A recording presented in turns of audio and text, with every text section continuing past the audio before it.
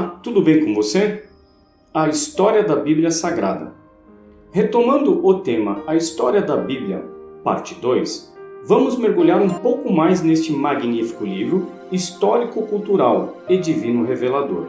Contudo, precisamos deixar de lado a tão habitual leitura bíblica superficial e frisar que a odisseia construtiva vivida por seus personagens não são frutos de contos de fadas ou paridas literalmente de uma tempestade de ideias advindas da mente imaginária de renomados escritores literários, com seus métodos e estilos criadores. Portanto, não se trata de uma manifestação artística construída com base em determinado gênero épico, literário ou dramático, mas de histórias vividas em outrora por gerações, composta de pessoas simples como eu e você, e que receberam de Deus algo que ainda insiste-se titubear a veracidade. Vamos ao nosso estudo? Quando a Bíblia foi dividida? Os livros do Antigo Testamento foram escritos entre os anos de 2000 a.C. a 400 anos a.C. e está dividido de acordo com a tradição e o cânon adotado. Contudo, abordaremos o cânon judeu-hebraico e o cânon cristão, ficando na seguinte disposição.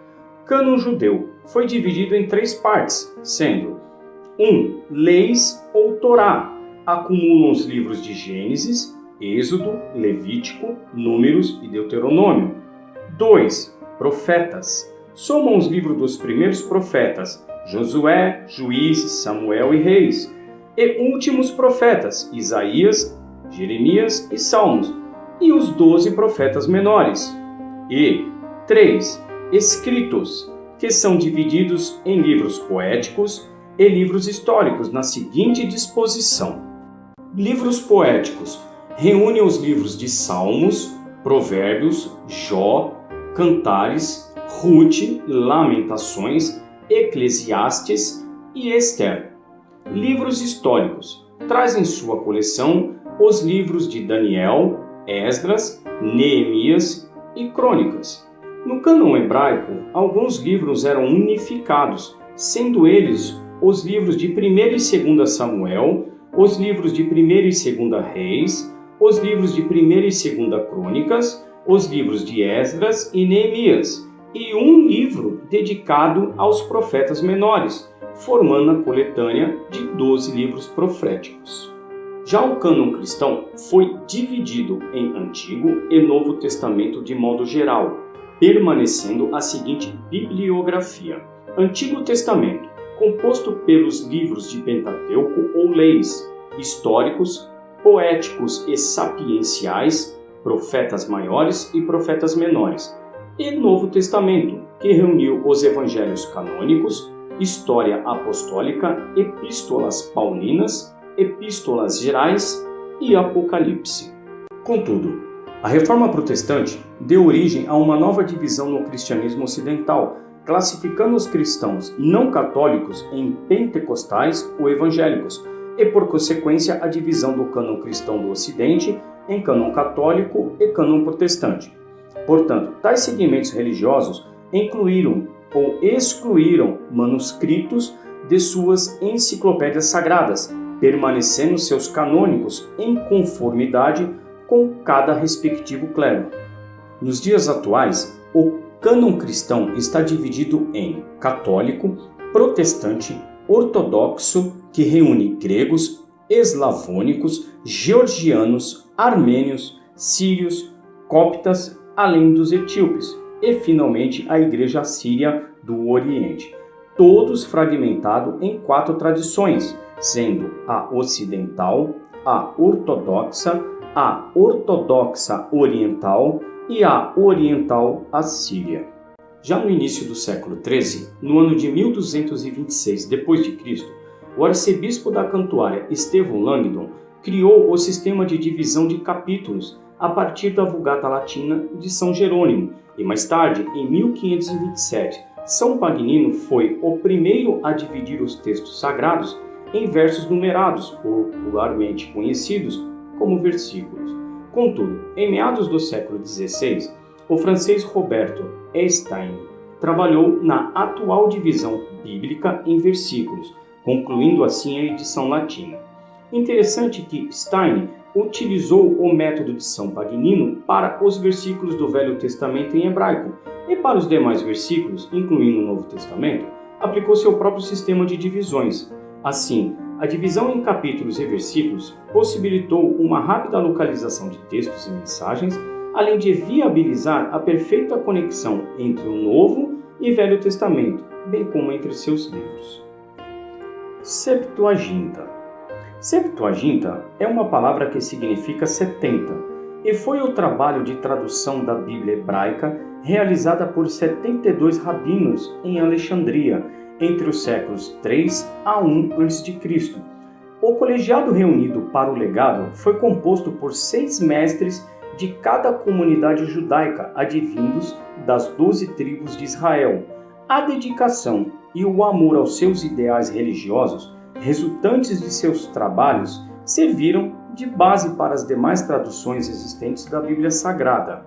A Bíblia Sagrada, independente das tradições cristãs e de suas diferentes composições canônicas, é muito mais que um manual de conduta ética, sociopolítica ou religiosa, que atinge a fidelidade de quase 99% com relação aos textos originais, e é o mais fantástico livro e talvez o mais impactante já vistos.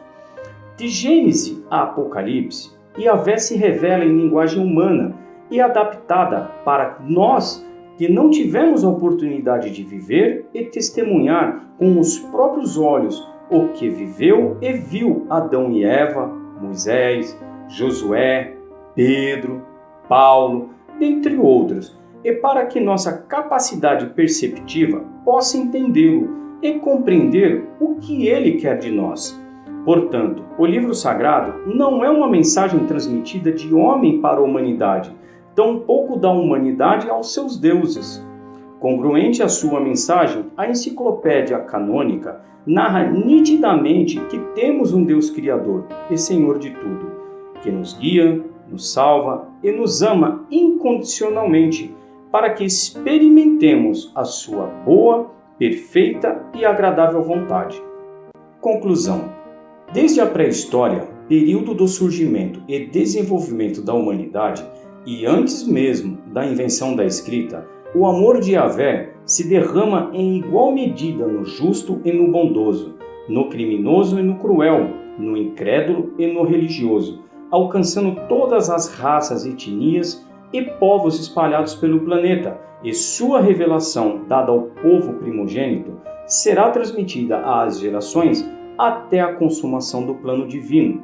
Com o advento da escrita, que tornou esse livro o mais estimado legado divino literário, sua riqueza cavalga no caráter extremamente religioso de sua mensagem, a qual transforma o simples livro em sagrado por excelência, tanto para o povo judeu quanto para os demais da Igreja cristã. Assim, ao livro sagrado explícita a supremacia de Deus. Todavia, e quase universalmente, homens e mulheres têm questionado a sua veracidade. Não que isso seja incoerente, até porque o próprio autor divino nos concita tais questionamentos, desde que engajemo-nos na busca da fé racional e verdadeira. Mas, por devaneios, muitos procuram provar a inverdade de seus textos, e isso abre caminho para abominações e idolatrias. Portanto, será que a pergunta mais apropriada em busca da verdade não seria: quem garante que a Bíblia está falando mentiras? Para tais pessoas, sugiro a leitura do livro Escavando a Verdade, de autoria do Dr. Rodrigo P. Silva, referenciado nesse estudo. Fato é que até mesmo o povo hebreu não ficou imune à tendência mitológica e ao culturalismo da Idade Antiga existente nos dias atuais. Desde o bezerro de ouro, o povo de Jeová também se verteu à idolatria, e apesar da abundância de revelações, a história da Igreja na Idade Contemporânea ainda se curva ao culto de imagens assimiladas ao politeísmo greco-romano, não dando a devida atenção às orientações reveladoras, onde Deus admoesta-nos e instrui-nos a fugirmos de tais idolatrias e adorações politeístas. Eu sou o diácono Luiz Ribeiro e por aqui termino esse estudo e espero ter contribuído para o seu crescimento e edificação. Se você gostou deste trabalho e quer acessar o conteúdo completo, clique no link abaixo e não se esqueça de deixar sua like e inscrever-se em nosso canal. Deus o abençoe e que a face do Pai resplandeça sobre a sua e lhe dê paz.